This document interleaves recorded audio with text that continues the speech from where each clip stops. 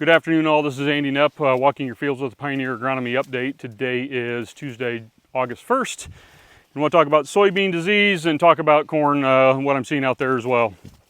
On soybean disease, a lot of noise around red crown rot across the state of Illinois.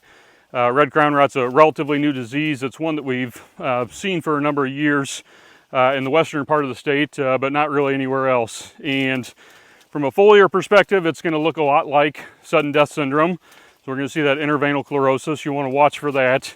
And then you're going to want to jump down and look at what the actual crown, look at what the base of the plant looks like. We should see a nice brick red color.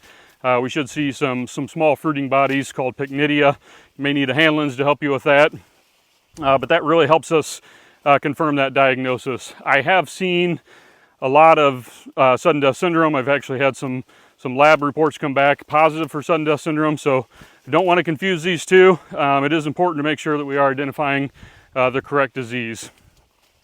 On corn, corn's progressing nicely. I think for our early planted corn, the early to mid maturity stuff, I think is, in my mind, kind of at about the R4 growth stage, so dough stage, starting to maybe see a few dents, so maybe late R4.